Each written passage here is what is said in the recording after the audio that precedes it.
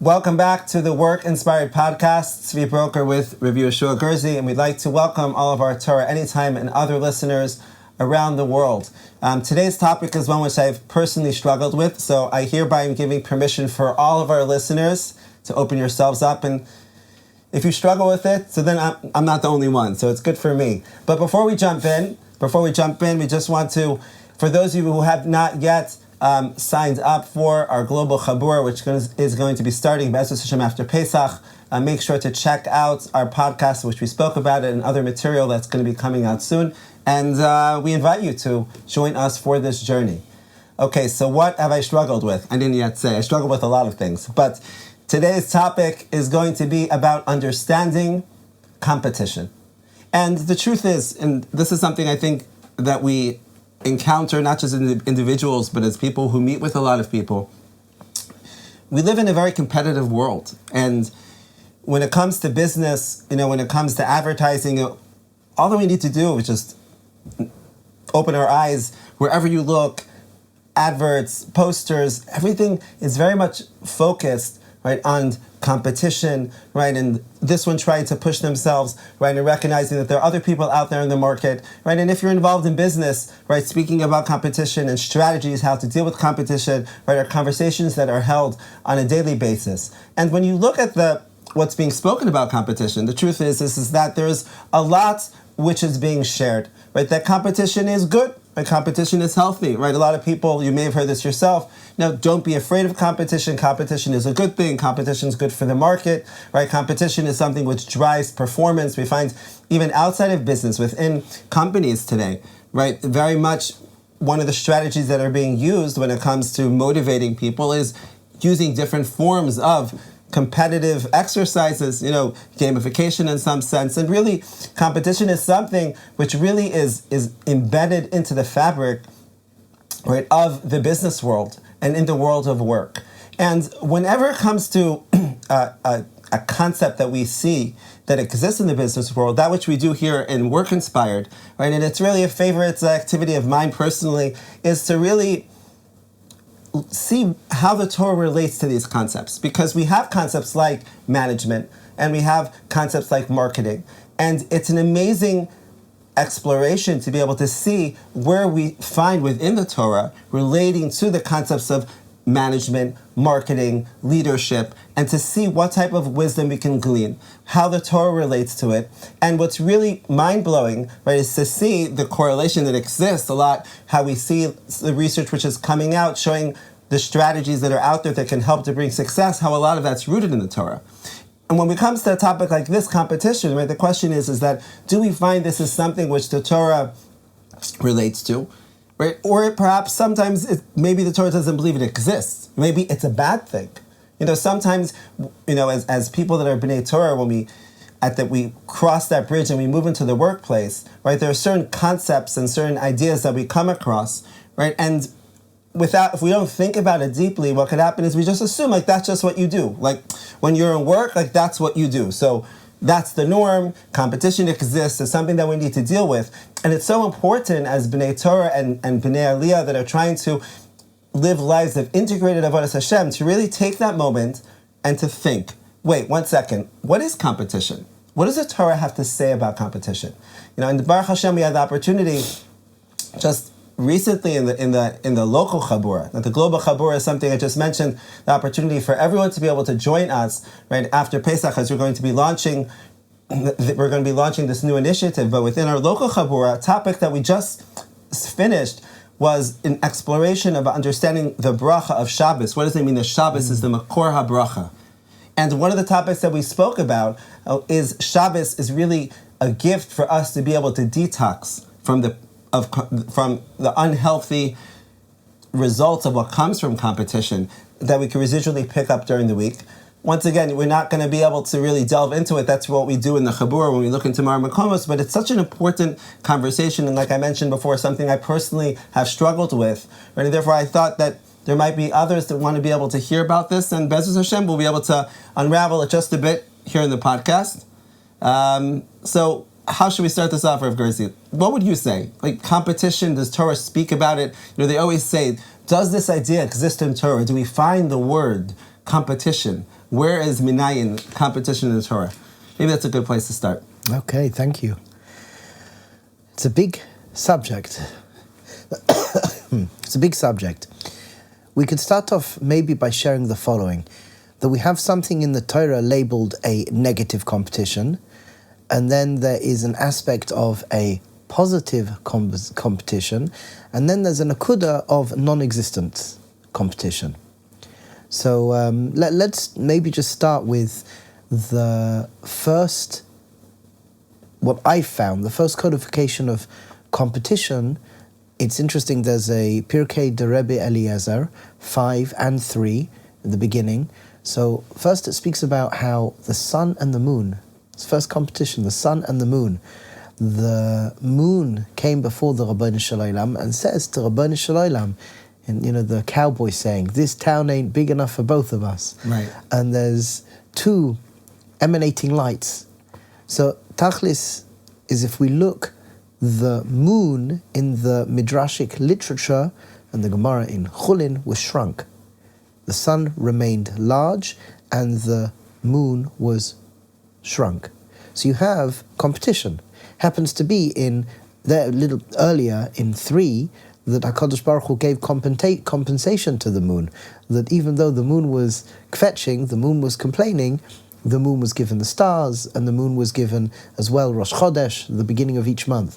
So we have there our first codification of what we would call who's going to be the leading light. Then we move, for example, into Bereshis, where we have competition with the Nachash, the snake, and Adam.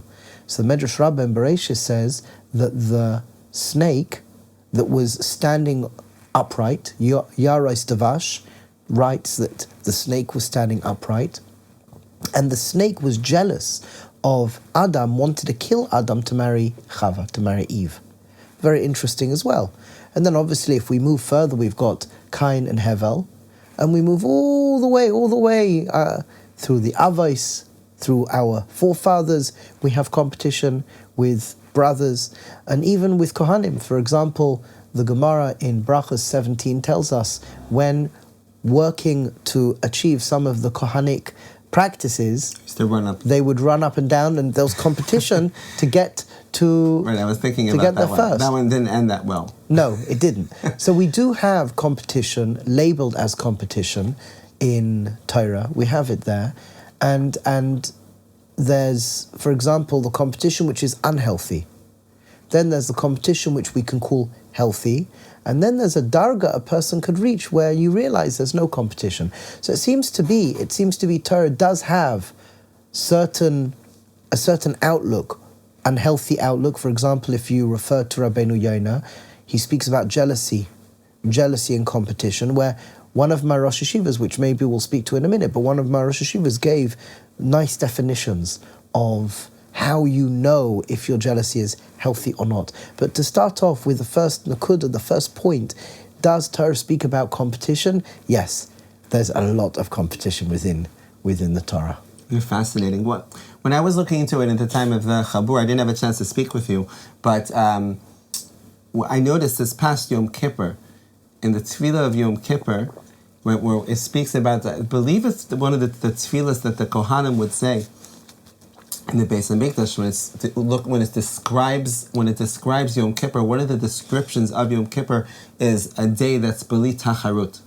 It's a day that doesn't have competition. I thought that was interesting because that's the word that's used today in terms of, within the language of competition. Tacharut, right, in modern Hebrew is the word which is used for competition, that is something which is ancient. It's something that we find that appears in Tefillah. Yes. And dafka on a day like Yom Kippur, it was highlighted. It was interesting if we think, look, how do we want to call Yom Kippur? One of the days that the Kohen referred to as for Yom Kippur is this day that doesn't have competition.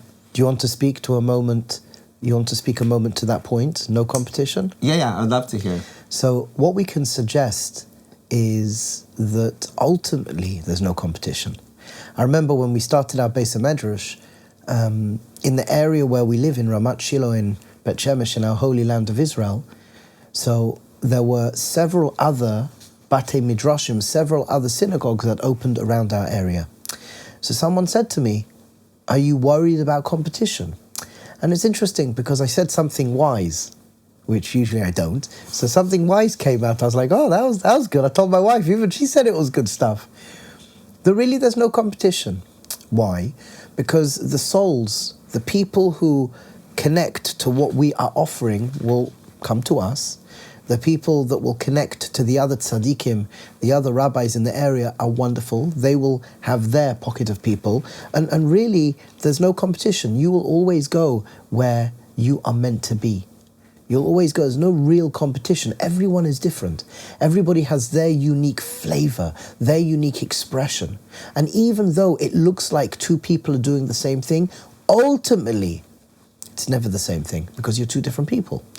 However, from a practical perspective, within the world of halacha and within the world of avodah, there is this idea of competition. And as we said, it could be negative, and there is a positive flavor to it.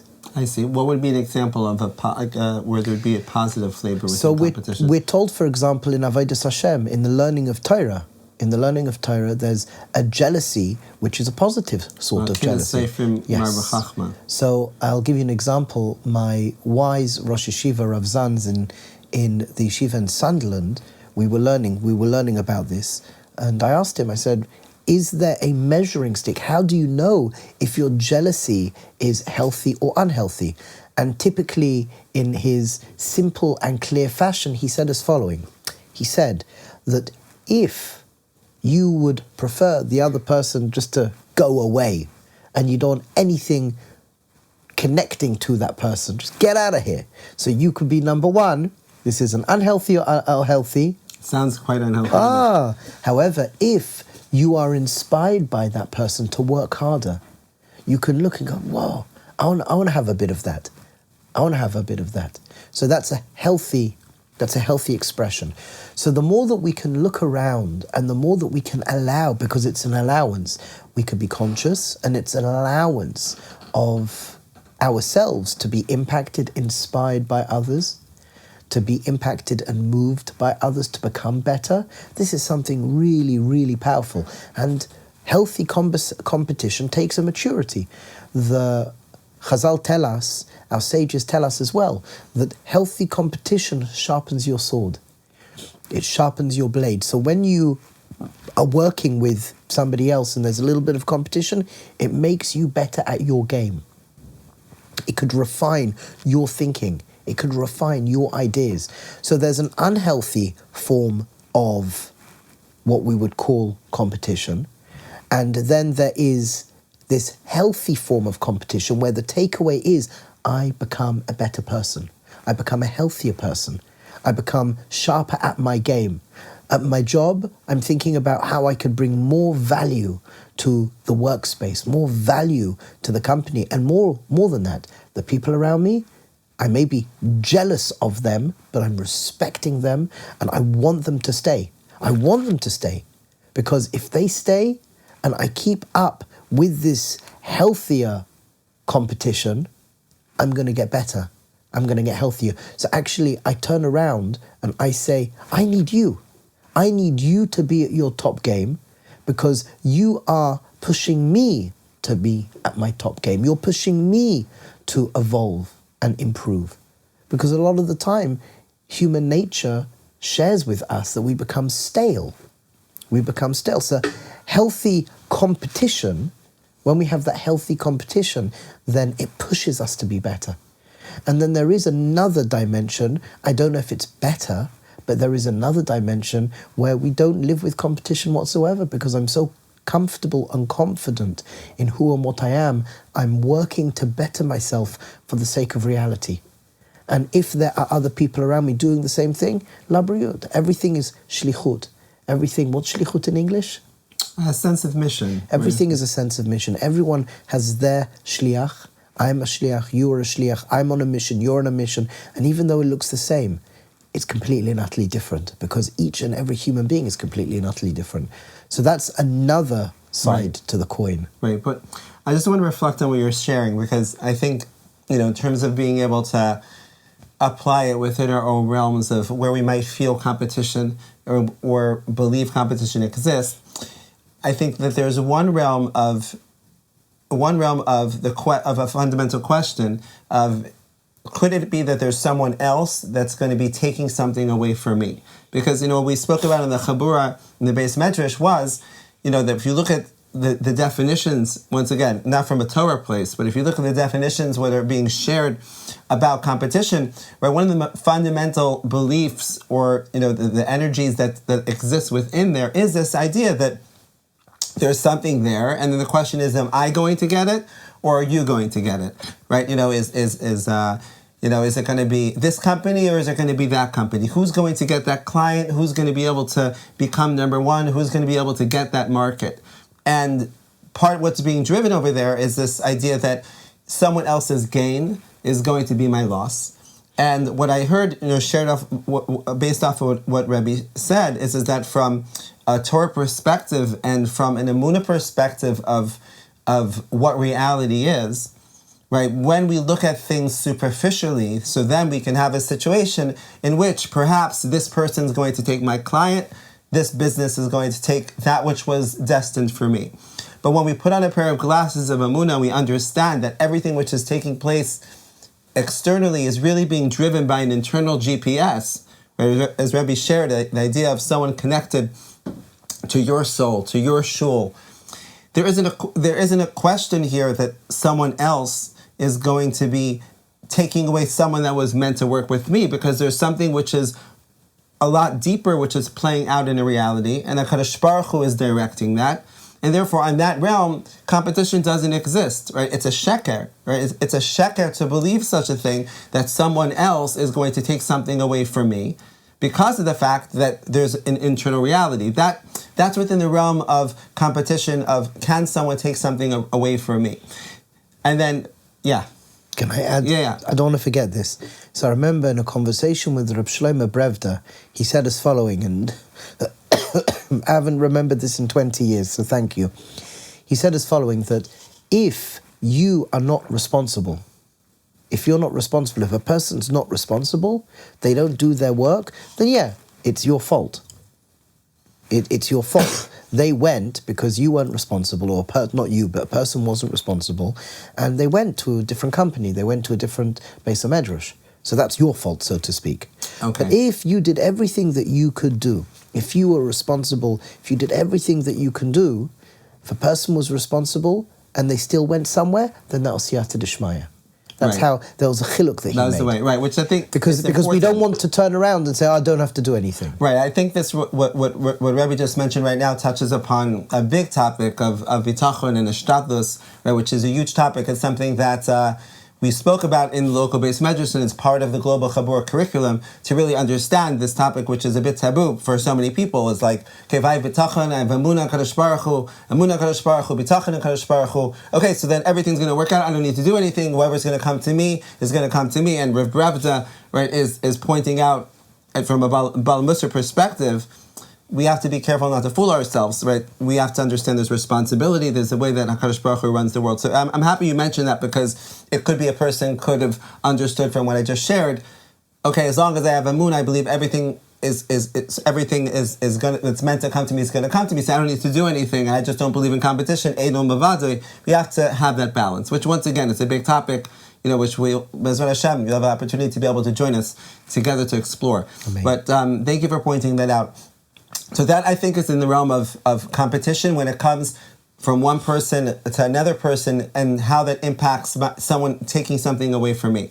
What Rabbi mentioned about 𝗀𝗪𝗧 𝗦𝗪b'chachma, right, and the realm of positive competition, that I'm understanding within the framework of what motivates us and how we look at other people. When we're being motivated, do we look at another person and say, wow, there's this other person that's achieved something, and now how do I feel about that? Is it totally irrelevant to me, right? Or is there some level of, wow, because he has something and I want that's going to motivate me and therefore make me a better person? So that's something which is healthy. And Rebbe even mentioned the Chazal that speaks about the idea that can help someone to sharpen one's saw. Right? And then the question is that the ideal approach? Right? Or is there a realm of that's totally irrelevant for me because I'm just living within my own world where it's just, he's unique, and I don't need to see someone else's success and become motivated because of their success. I can generate that within myself. It sounds like that 𝗀𝗧 𝗦𝗏, that level of competition is healthy. The question is, that's what I was trying to say. I don't believe one is better than the other. That's what I was trying to say. You've got, for example, where you can be in a healthy way jealous of somebody, where you want them to be in the picture. You want them to be in the picture. And we could very easily go in the direction and say, there's two dargas, the 𝗟𝗘𝗧𝗦 and the 𝗧𝗏𝗕𝗧, the first darga and the second darga. The first darga, the first level is 𝗀𝗪 𝗧, that I'm jealous and I respect them. And then, but the higher madrega is to say, no, I'm self-sufficient. I don't know if that's so. We could easily see it like that. I don't know if that's so. I'll tell you why. 𝗀𝗪𝗧 wants 𝗧his. And sometimes when you are so comfortable in your own skin that you don't need anyone else, so you're isolated. And maybe there's a sad to say that the healthy jealousy you have for somebody, it's good for both parties. It's good for you and it's good for them. And it brings you closer together. Jealousy helps bring it could people close. sometimes because you look and there's like a humor, it's like okay, I'm getting there, and there's like, you love it. It spurs you along, you love it, and it brings... I remember in yeshiva, there were people in yeshiva, they were geniuses, they were fantastic, and they'll sit there steiging, and they'll sit there learning and try to learn so many pages of the Gemara. They were best friends. They love the competition, the healthy competition, draw them closer. Right, right. So I'm not sure. I don't think we can be so... We can superficially say, obviously, it's better not to have any jealousy whatsoever. I understand that. I appreciate that. There is room maybe to say that. But then the other side of the coin, maybe we shouldn't be so quickly. Maybe we shouldn't so quick to say it. And in fact, no. The 𝗀𝗪 𝗧 that the Chazal speak about actually brings you together. I want you in my life. You want me in your life. And there's something very deep there when you can grow in context of somebody else and they can grow and you can work off each other. It breeds, if you look in the language of, we spoke about this, you've got Rav Kook. I think we spoke about this even in the podcast a couple of weeks ago. You've got Rav Kook and Rav Shagar. So you've got the harmonizing of opposites in the world of Rav Kook. And then you've got Sirufim Chadashim in the world of Rav Shagar. New things coming out from existing, so to speak, philosophies or existing halachas, new things. You put things that are different coming together, new things are birthed. If you are just by yourself, what are you going to bring into the world? But when there's healthy competition and you come together in a healthy way, sometimes new things are born, which it's more than the sum of its parts. Right. Now, I hear that, and I think it's so validating and helpful to hear that, saying it's not that if a person's feeling that sense of healthy competition, that it's not good, and we just need to strive for not having... I don't deafen all the people now. All right. 𝗀𝗪 Hashem. So this is something that I'm thinking about, because I think it could be quite slippery. I forgot who it was. You just mentioned before, it was a certain Rosh Yeshiva that made that distinction, or a mashgiach of yours, of do I want this person around? If I would just wish that this person didn't exist, so that's some type of a siman, that's some type of indicator that there's unhealthy competition that's taking place, not good. As opposed to I like this person around. But what about something else? Because what about, there's a person, and even if you don't own a business, right? If people are on social media, people are on LinkedIn, and you see this one posting and this one posting this accomplishment and this achievement, and this one got promoted and this one won this award, right? And then the question is how do we feel about that? Meaning, is it necessarily, sometimes it's not that, it may not be that I don't want this person around, right? But what about, is it, meaning, on some level, this is what I was thinking. We spoke about this in the base medrash. There's the Ramban.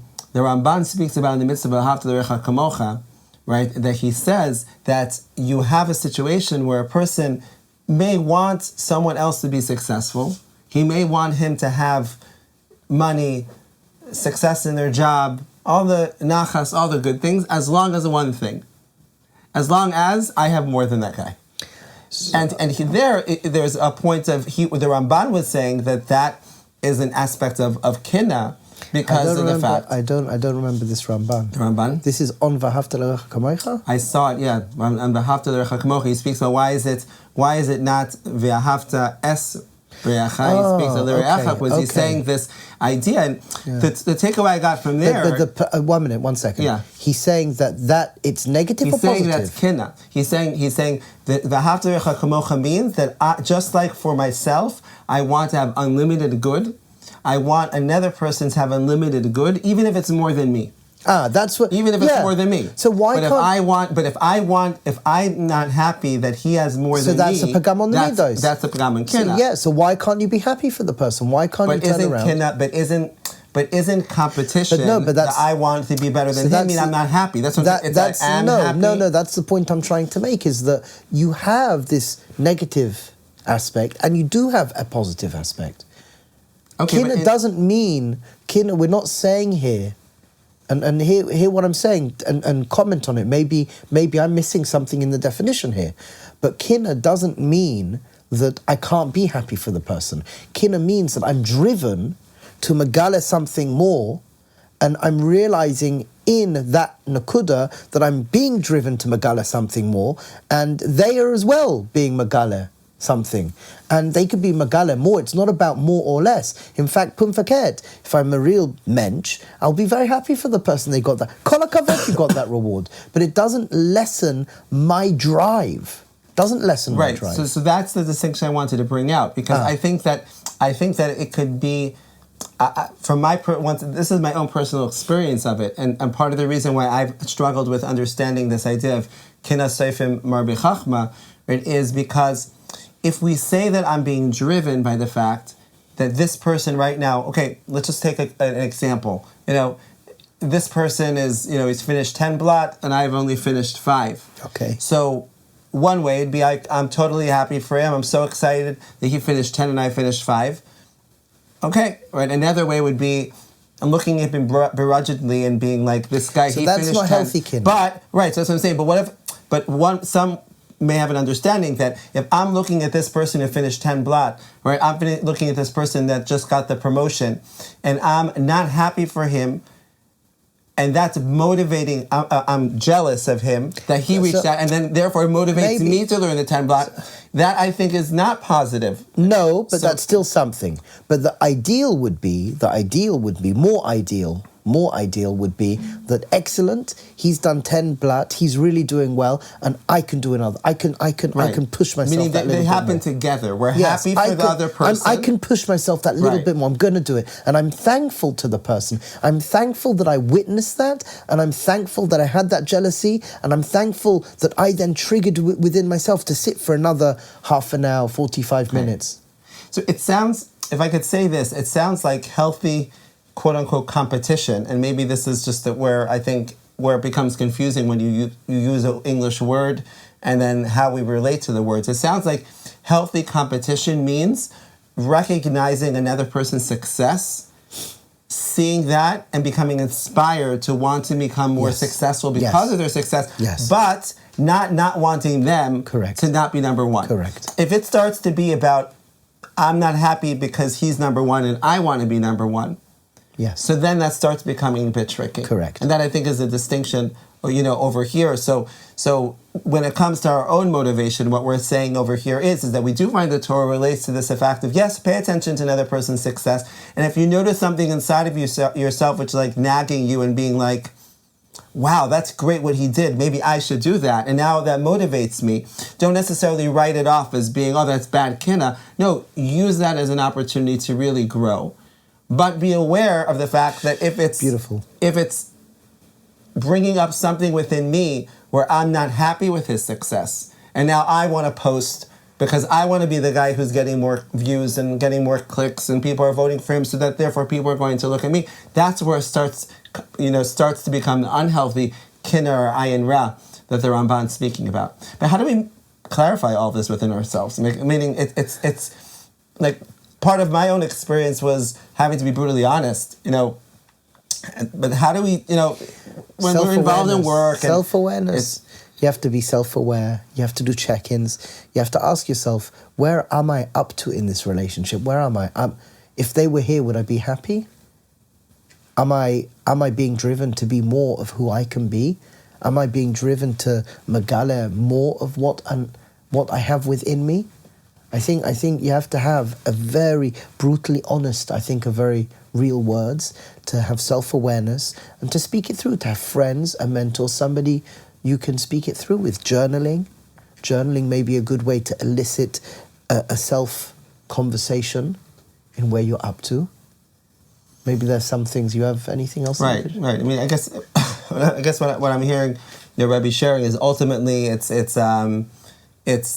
a person being aware of themselves, right, and knowing and being familiar with this process of becoming aware of one's thoughts, becoming aware of one's emotions, right, and also sometimes speaking to other people to get objective advice of what's really going on over here, because sometimes we can perhaps trick ourselves in thinking, this is just positive, this is positive, but sometimes it could be coming from insecurity, sometimes it could be coming from fear. Not being noticed, not being seen. Right, yeah. And that, I think, is where a lot of the unhealthy competition that we're been exposed to, and a lot of the unhealthy competition which is unfortunately out there in the world, is really being driven and really being fed off of these fears and these insecurities and gaiva, and it's a beautiful thing, because this is really the mahalach of the Torah, right? What's the beautiful Gemara that says about the derech, that the same derech that the Rishayim fall through, that the tzaddikim grow through. And I think that it's a beautiful example over here, right, where it could be easy on one level to just be like, no, competition is something which is just, that's just a foreign idea, the Torah doesn't relate to it, it's always 𝗧his, and it's easy to do that. But what we're seeing over here is that there is an emes that the Torah reflects to. And the key of whether we're going to fall down on that slippery slope, right, and fall into the trap of gaiva and ayin ra and kinna, right, and sinna, and all the not good stuff, right, or whether or not we can actually use it and to trigger ourselves to avodas Hashem. What does it all boil down to? To self-awareness, right? It's really responsibility upon ourselves. Self-awareness, self-regulation, self-communication. Yeah, to be able to do that, because that is really what's going to enable us, right, to be able to use those situations that we're going to encounter. We will encounter. It's something which is here, right? It's a world that we live in. It's something that we're exposed to all the time. And as work-inspired Jews, right, because work-inspired Jews, right, we have an obligation to be able to use the tools of self-awareness, right, and the guide that the Torah gives us, so that Be'ezus Hashem, each one of us, right, will be able to build our success with Emunah, with a 𝗀𝗃 Baruch Hu, right, with 𝗬𝗏s chaverim, right, and like you said beautifully, two friends that they love each other, but there is an aspect over here of them motivating each other based off of competition. That's a beautiful example that you gave. So our challenge for each one of our listeners and our viewers, right, this week, right, is to just become aware once, right? Become aware if you run your own business, right? Think of your competitor, right? Or if you're on LinkedIn and you see someone post, right, who's in your field, or, somebody, just become aware of what's going on inside of you, right? Physically, like we always do here in Pilzno, emotionally, the thoughts that are going on, right? To pay attention to what those messages are and what those feelings are, because that's really the stepping stone that's going to enable you to be able to then take that opportunity and to be able to grow from it. So thank you very much. It's a beautiful opportunity to be able to discuss this. And Be'ezus Hashem, once again, right, just to mention that the Global Chabur will be starting after Pesach. It's an amazing opportunity, right, for those that want to be able to not just get work inspiration, right, to really become work inspired. If you don't know the difference between that two, then you missed a podcast. Make sure to listen to it, where we speak about the difference between just some inspiration and really integrating it. Be'ezus Hashem, we look forward to being able to really grow together in avodas Hashem through all of our interactions and business and work.